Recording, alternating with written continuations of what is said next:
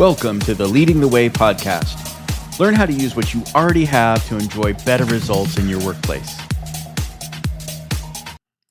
Hi there, and welcome to the Leading the Way podcast and YouTube channel. So excited to have you here, and I'm even more excited to introduce my amazing guest, Asia Rutledge.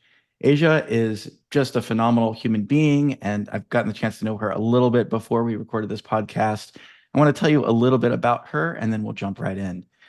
Asia brings a unique blend of personal experience and professional expertise in her role as a trauma recovery coach. Now, she's navigated her own profound health crisis triggered by years of unaddressed trauma, and she understands intimately the challenges that individuals and organizations face in maintaining integrity and achieving growth amidst adversity. Now, Asia's extensive journey, spanning from overcoming her own significant health crisis to transitioning from corporate leadership into entrepreneurship now, really underlies her profound ability to guide others and transforming various forms of adversity into avenues for professional and personal growth. Asia, welcome to the show. Thank you for having me. I'm glad to be here. Yeah, very excited to have you. So just want to jump right in. I think a lot of folks, when they think about trauma, they think about it as a personal thing in their personal lives and kind of separate that from their work lives. What do you say to that of folks that sort of like split it out like, oh, trauma doesn't happen at work? Well, that's completely not true. And also, I think that another split that people do is that trauma is these really big things. You either had to have something horrible happen to you, and it had to be like this big traumatic thing, and that's trauma. And if you don't have that, then you don't have trauma. And I think that's how people split it from work because they think, well, these kind of things are not happening at work, so we don't have trauma at work. But when you consider that there's like big traumas and little traumas. The little traumas are what you would consider, I like to think of them as paper cuts that you get every day. You Mm, are getting sliced on your hand every single day by these paper cuts. What do your hands look like after a year? What do they look like after 5 years? What do they look like after 10 years? How do you move after 1 year, 5 year, 10 year? You don't use your hands mm, anymore. You might, create some coping mechanisms to deal with the pain. You might lash out on people. You might think somebody intended to hurt your hands and they didn't. They were trying to do something else, but you're responding that way, right? And so those are mm. the type of things that happen primarily in the workplace. And also consider that these things happen not to everybody, but a lot of us do have childhood trauma, even if it was neglect in some way. And because those things have framed who we are, how we see the world, what we believe about ourselves, we bring that into corporate space as our leadership, as our, being entrepreneurs, what have you. And in the workplace, we are either experiencing, creating, or both some of those for people in the workplace too. I love that. I love the paper cut analogy because I was just thinking of cooking and prepping with my son here last night and got, a little tiny cut, not a paper cut, little knife cut, Mhm. not a big one. And of course, lemon juice goes right in and then it hurts. Yeah. And I was reflecting, that's kind of like work, right? You have those little paper cuts and some event triggers that and we can Yeah, blow we up, are. right? We can lose Yep. it. Yeah. We Yeah, can lose it. And it's so many ways that it shows up. And I think that's the other thing why people think, trauma is not showing up in the workplace, but trauma is showing up in the workplace every single day. And Mm, it's about how other people respond because everybody doesn't respond to things in the same way. Right. And so right. people might be responding in a way that you don't think is necessarily a blow up. They might seem very compliant and they never have an issue with anything you tell them to do. They never push back. They never say they don't like a thing. They never not do the thing. But also, there's something called fawning, and fawning is learning how to just do what you need to do to get by. So you Mm, become a people pleaser. You don't ever have an opinion. You don't ever say you don't like this thing. You don't know how to stand up to people and say, that hurt me, that harmed me. I didn't like when you did that. And they seem like great, good employees, right? But they could be right. acting out of their trauma because they haven't learned, they don't know how to stand up for themselves. They don't know how to say, no, that wasn't okay with me. They don't know how to protect themselves. And so you think they're a great employee, but they're working out of their trauma. Right. As you're saying that too, I was just imagining like, the kind of an autopilot. Excuse me. I think a lot of people do that at work. Like I'm going to show up and be this kind of robot. But in that state, there's two things I think are losses. One is the full brilliance of that person, right? Their ability to innovate and contribute different Hmm. and new ideas and grow the company and grow their own career is going to be limited. And then, the company and the leader in that company not identifying that and knowing how to support that person and set them up for a win, there's a miss, right? They've got this incredible talent or even a small little talent, a micro talent Yeah. that's not able to come out because the trauma is not addressed or they don't feel safe, or Yeah. both. Yeah, both of those can play, right? And so when you don't have that, we in leadership we talk a lot about like people being innovative and people being able to, think of new ideas and do different things. But if people don't feel safe in a space, they're not going to do that. And it's not even a conscious choice half the time. It's Right. just you don't show up fully if you don't feel safe in a space. And what people need to feel safe in a space, there are general things, yes, but then also there are individual things based on people's certain experiences. And like you said, they're not going to show up and be innovative or offer everything they can to offer. You're not going to see their gifts that they could bring to the team that would be different. You're not going to see these things. And so um, that impacts the team. And then you as the leader, right? If you're not a safe person, if they do dare themselves one day to say, hey, that doesn't seem like a great idea because of, right? They're not being rude or anything. They're just, Hmm. and you dismiss them because you can't take somebody pushing back and saying that's not a good idea, right? Right. Then now you have shown that you're not safe or you're not open to hearing other people's ideas. And now they realize it's not safe for me to show up because they're not heard and they're not valued. It's not even that the ideas have to be used. It's just the way that you respond when this is brought to you, right? And so Mm. you might have team members who they don't feel safe around you. And Right. so they're not showing up fully. They're not bringing their best ideas. They're not offering suggestions of what they could do differently. Or maybe they're just running out the door exactly at 5 o'clock because they just cannot stand being there and they don't feel safe and it's done too much for their nervous system and they just can't take a minute longer, right?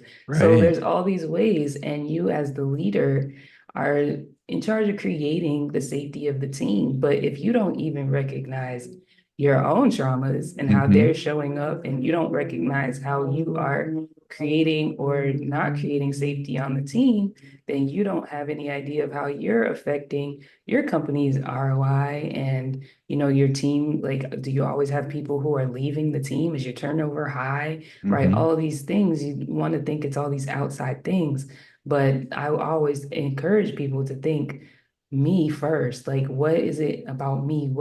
How am I showing up and how is that impacting others? And am I addressing what's going on within me? Right.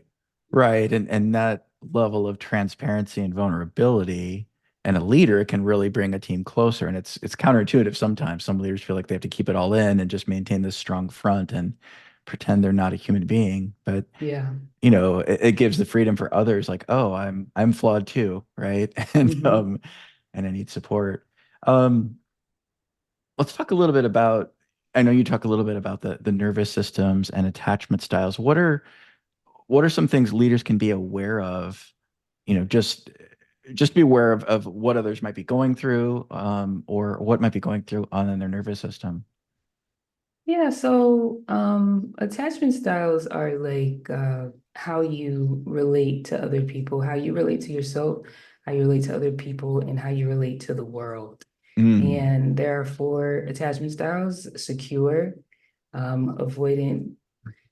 I always mix the two up: avoidant, dismissive, and then there's an avoidant. I forget the other one, and then disorganized. mm, And disorganized, I'm sorry, anxious and disorganized. And disorganized is a combination of anxious and avoidant. And mm, so secure is I show up in the world, I feel safe in my body, I feel safe that I can handle whatever comes my way. And I feel safe around other people. Like, people might be peopling, but in general, people are good and people have my best interest, right? mm, Anxious is people are, I need to hold on tight to people to feel valued and like they're going to stick around. And Mm, so you don't trust the world that people have your support, that they have your back. Most of these people generally feel like they're all alone in the world, and mm. whatever they're going through, nobody else can relate to what they're going through. They're the only ones going through it, right? Right, And I can right. speak to this because I used to be very anxiously attached. And it shows up. It doesn't, the thing is, these things don't, people can mask these things at work very well. These are things that tend to show up more in like very close, intimate relationships because you can't keep hiding yourself in intimacy, right? But Right. they do show up at work. And then avoiding dismissive is people who are they avoid getting close. So Mm, even in a relationship, they're the ones who are like, that's not a problem, let's just move on. Like they don't mm, want to talk about the thing, mm. right? They might leave the room and then come back and we're supposed to be a-okay, like nothing happened, right? And that's because for them, they don't feel secure in the world, and the way they feel safe is clinging to themselves. Mm-hmm. No, I have to stick with me. Nobody's here for me. Nobody has my back. And it's different than what I said about the anxious because it's not um the way they feel is they start clinging to you more, Mm, right? So they're mm. like, it's like if I'm close, then it's like I gotta make sure that they're gonna stick around. And if they Right. don't seem like they're sticking around, then they automatically, it must be me. What did I do? And because this used to be me, some ways I can speak to this in a workplace is things like if your manager or coworker comes in and they just had a bad day, Yeah. right? And so they might not be super bubbly that morning when they say good morning or something like that. Or maybe you have your door closed and you never have your door closed, right? A person Mm. with an anxious attachment might think, I must have done something. Like my boss is plotting on figuring how to fire me, and they just not ready to say it to me yet because it must be me. Like it becomes this anxious, oh my God, what did I do? What did I, and trying to figure it out, trying to cling to it, try to make it right, Yeah. right? Even though you have no idea, and half the time it has nothing to do with you. Right. Right. And Right. then disorganized is a combination of anxious and avoidant. And that's because just of the situations that they had, they've learned both. Right. So they might have grown up in a space where sometimes a parent seems very loving and caring, and then all of a sudden the parent might blow up and be Mm-hmm. unpredictable. And so they have a combination of those two because they've had to maneuver like the closeness and the dismissiveness. So um, the reason I bring those up is because, like I said, those show up in work, right? And so if you have a person where um, all kinds of stuff, right? You could have like reviews, and if you Mm-hmm. get a person in a review and they're not really engaged. They're not really saying anything, right? You're Yeah. asking for things like, Right. what did you think about this project and your participation on it? And they're very like short and they don't really have much to say about it. I'm not saying automatically, but they could be an avoidant attachment, Mm-hmm. right? And Mm-hmm. so understanding these attachment styles to understand how to approach is helpful in managing your team and also understanding yours because Right. when you understand yours, it shows to you how you show up with other people and how sometimes, sometimes we might think, oh, I don't like that person or something about that person rubs me the wrong way, but it's actually you and it's actually your attachment style and they might be rubbing up against it, right, in a way that doesn't feel comfortable to you. Right. And it's not that you don't like them, it's just it's disconcerting to you, Right. right? And so that's important. And so I talk about those first because the nervous system, I like to call this the engine of the car.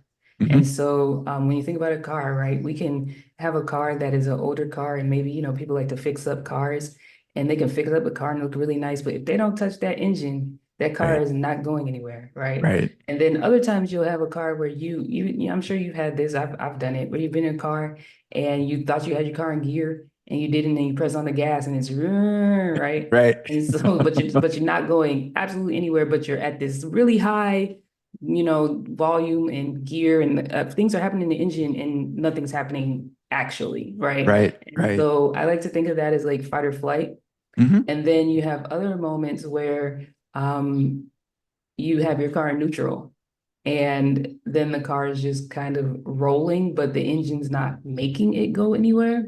Right. I like to think of that as freeze. Hmm. And so the reason that nervous systems are so important is because at any moment you can be in these activated states or you could be in the calm state. And depending on your attachment style and Hmm. many other things, that's not the only thing, but Hmm. depending on your attachment style and what that interaction brings out, it can put you into that state or it can put you into that neutral state where the car is going nowhere and you don't even know it's happening because this is so second nature to you by this chance, by this time, right? And so when you're in these different states, you react to people differently. Mm. You respond to people differently. You even see things differently, right? Like Right. you literally, I call it a trauma lens.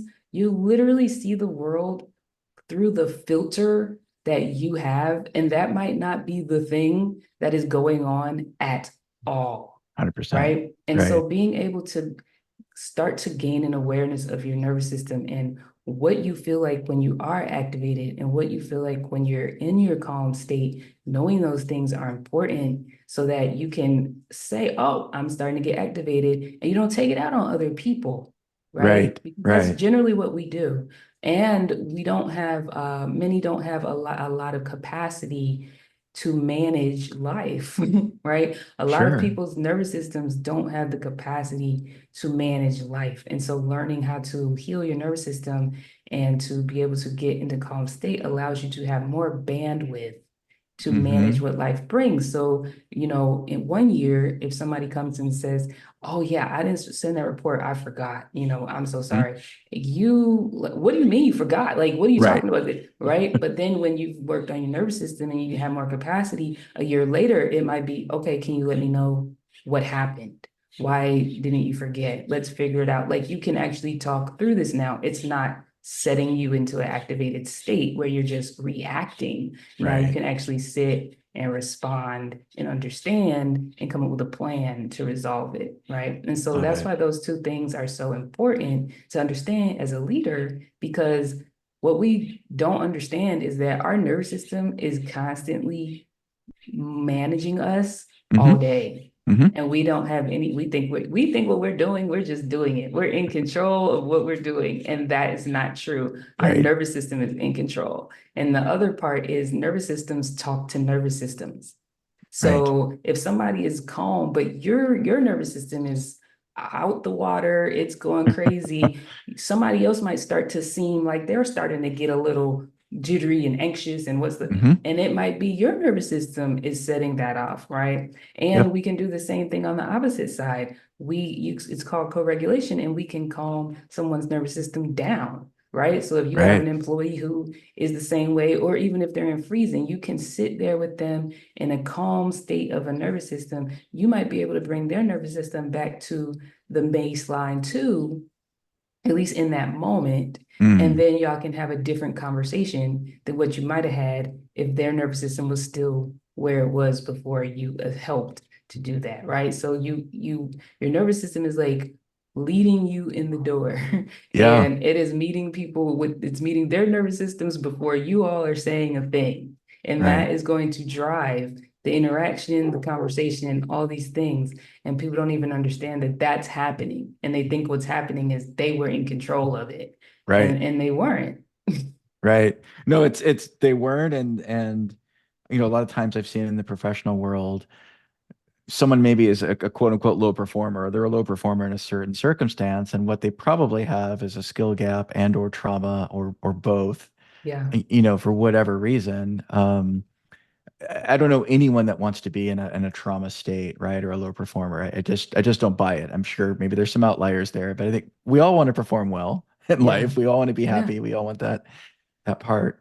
I also love how you talk to the car engine. It's a great example because we can be afraid of what's under the hood unless you're a mechanic or the Yeah. or the Yeah. transmission, and those have big dollar figures. They're expensive to touch. Kind of, we can treat trauma that way too. Like we're uncomfortable going into that space to deal with that hurt and pain, and we're coping with that in ways healthy or not. But once we deal with that expensive, painful thing, right? The engine's going to run well, the car's going to run well, our lives will run well. Yeah. Um, I'm curious if you've got, any anecdotes of folks you've served in this way, or transitions you've seen once folks know a little bit more about their nervous system. Not that they have to master it or be a neurosurgeon, but Yeah, yeah. applying the skills that you teach.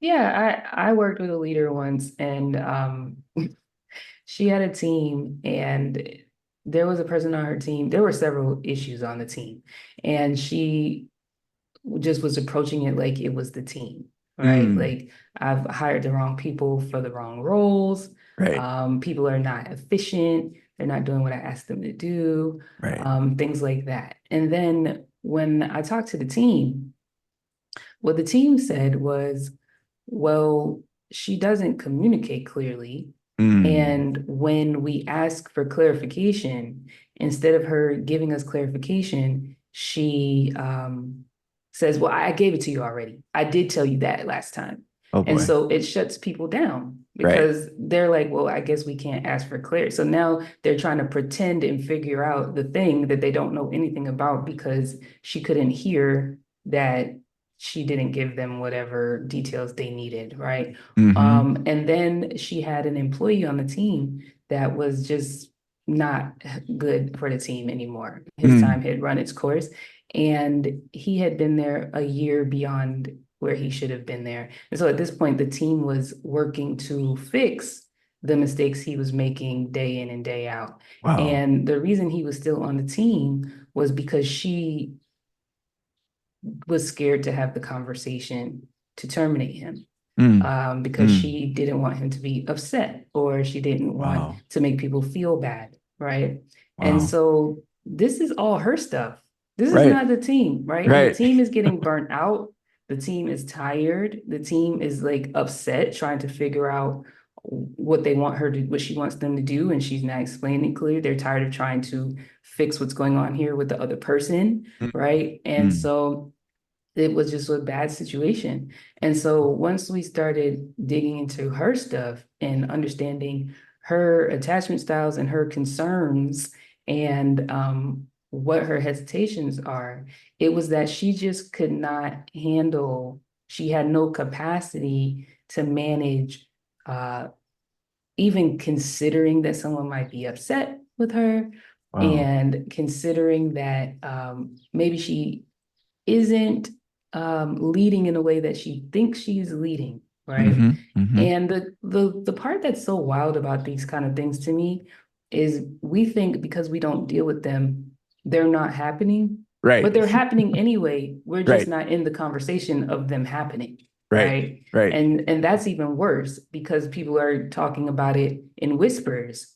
And that's when you start having high turnover and all these things, and you're confused. Like, I don't know why everybody's leaving. Whereas if you addressed it, then it's like, okay, now we can deal with this in a real way, right? Right. And so Right. once we were able to work through some of her nervous system issues and give her tools around how to manage herself, right? Yeah. And have some self-awareness to herself, then she was able to have some more difficult conversations. There were other members that needed to be let go, but they weren't the situation of this other person. And so she Right. was able to have that conversation with those team leaders, and she was able to communicate in a way that if a client, if an employee said, I'm not sure you gave me, all the details to that. Can you let me know? She could pause, Mm, right? Because it's not always like a 180.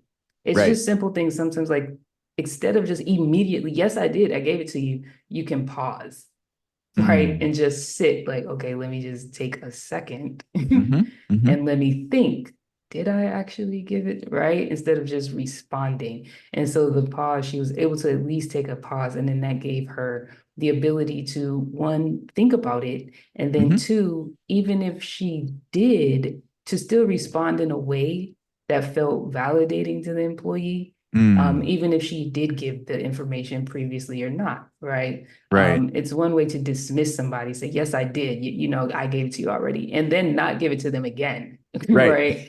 right? So she was able to, and then you're frustrated because you're not getting what you need, Right. right? And Right. so it closed the gap on a lot of holes that she didn't realize were starting from her. Mm, And it made the team members feel better and the turnover reduced nice. because the issues were really coming from her, not the team. Right. That's great. That's a great success story. And I was thinking too, as a, as a leader, I'm in my past, there's times that I thought something, right? But I didn't communicate it verbally or visually, Hmm. even though my brain recorded that I had, Hmm. right? So, Yep. she's not wrong in thinking that she thought she did. And Right. leaders, we move really fast. Yep. And we can also forget the doer part that we used to do. When we were a doer, Yeah.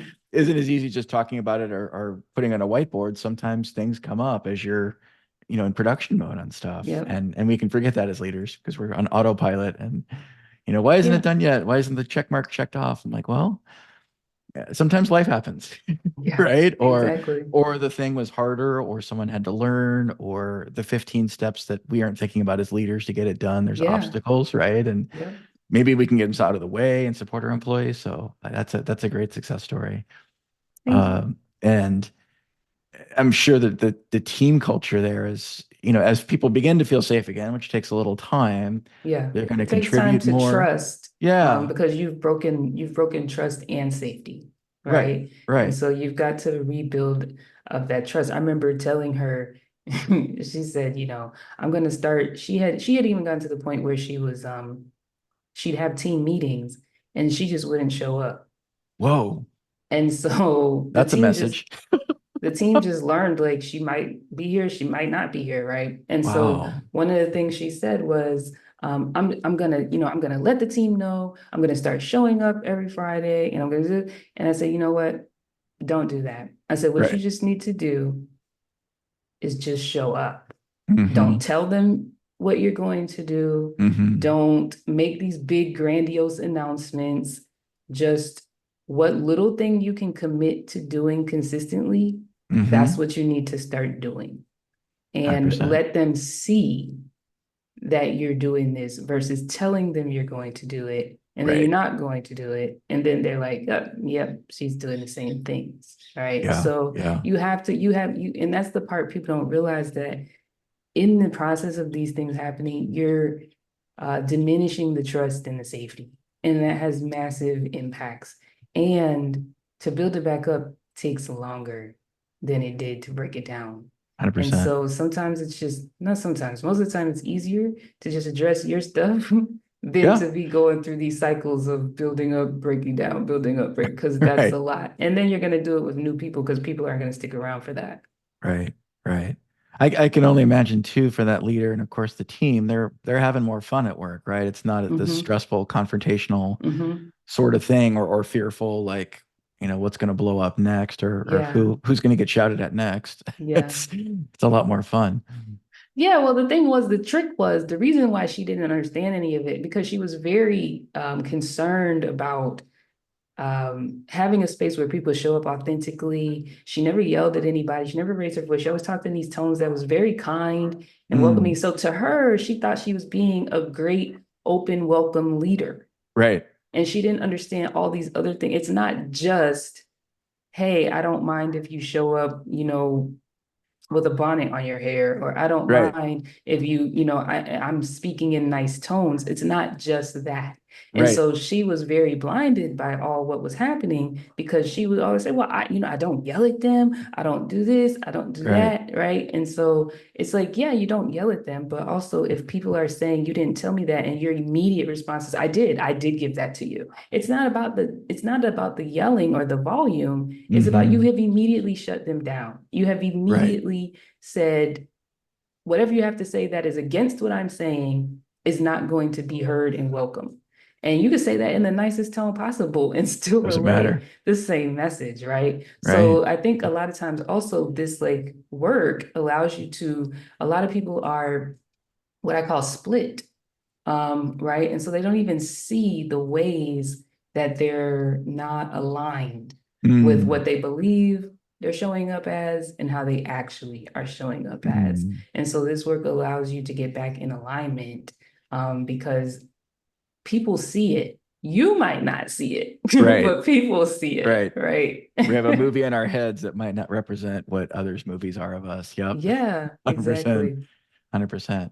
Well, are there basic tools or approaches, there's a lot of effort here, and folks should absolutely contact you to really delve in this work and do the work. But any quick tips or suggestions you have for folks that are experiencing things like we're talking about, whether they're a leader or on a team? Are there things they could just begin to do right away?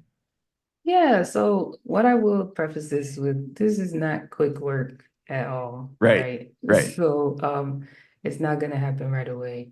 right. But some immediate things, I even referenced when we were talking, is pausing.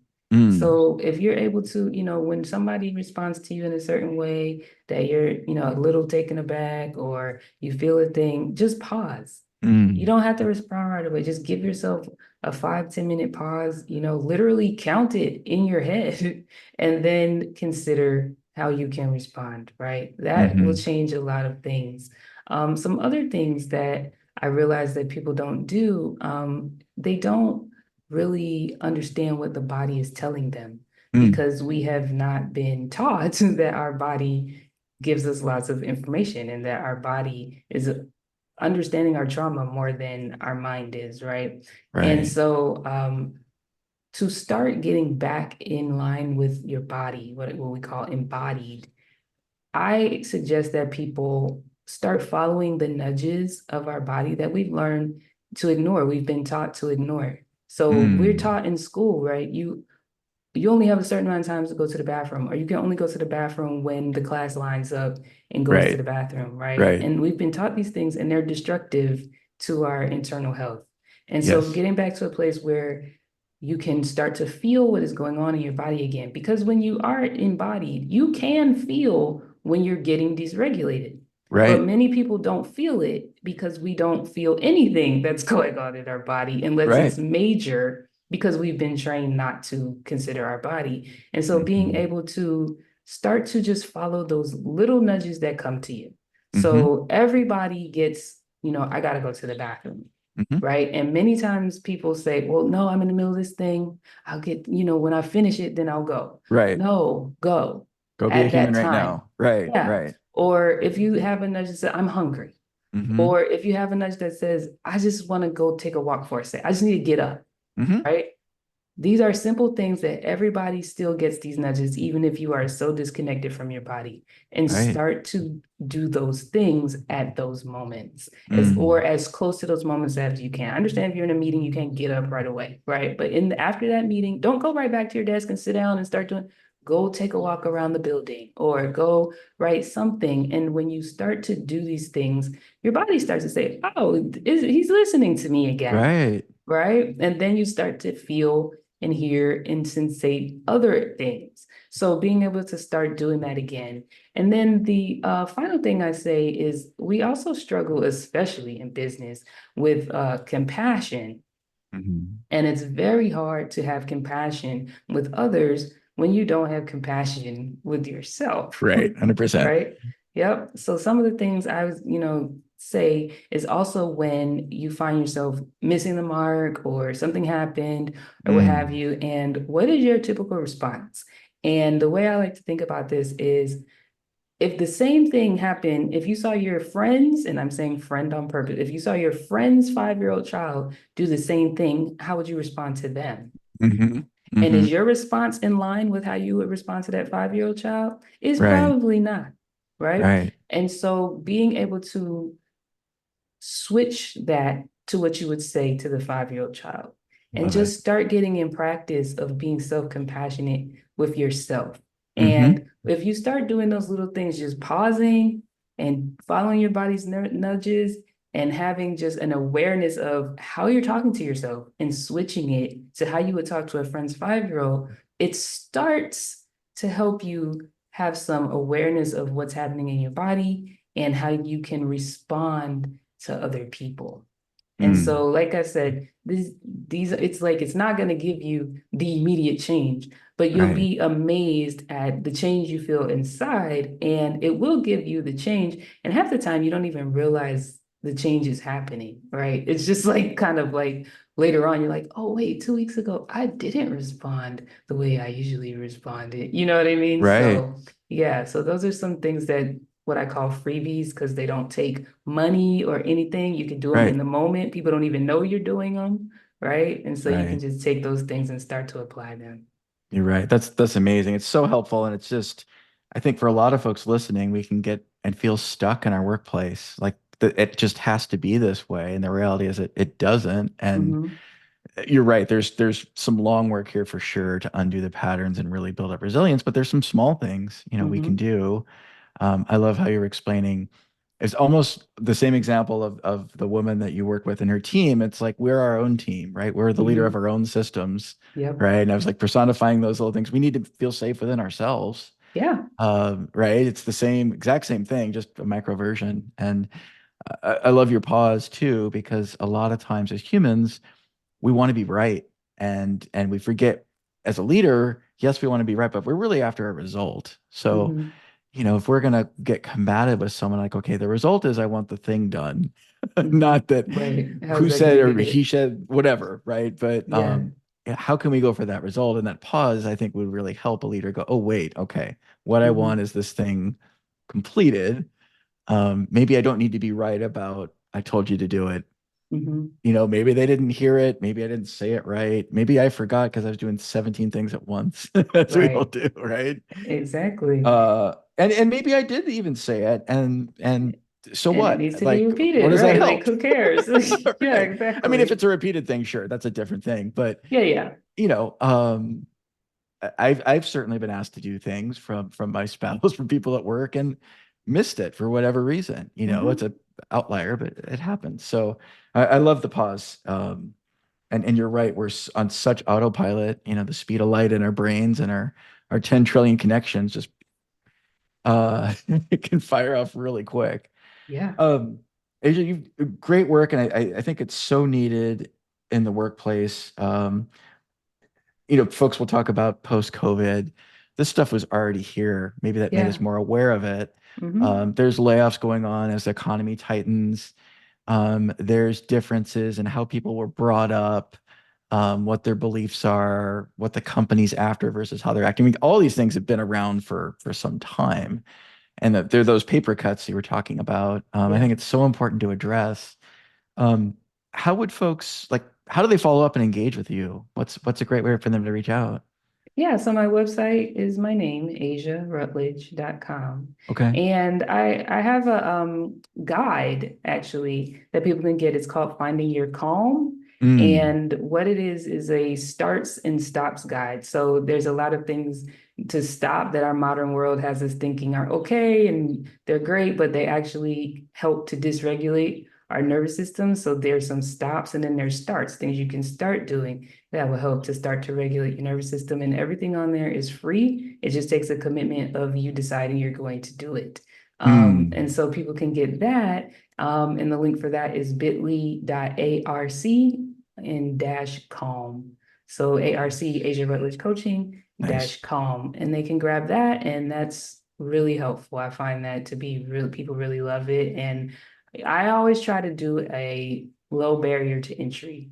Because one thing I think about with trauma, especially leaders, is they already have enough on their plates, They do. right? So me saying, go do this whole massive thing that costs all this money and takes all this time right Creates away is trauma. like, yeah, like that's not the way. So I always try to do really low barrier to entry, so it can be very seamless. And again, the whole key is slow, right? We're not Mm, used to slow. And so implementing at a pace that works for you, and so this guide is one of those ways that people really like because they can pick and choose how they do it, what feels good and what works for them. And that, of course, gets them on my email list, and then they'll keep hearing from me with lots of new tips and resources.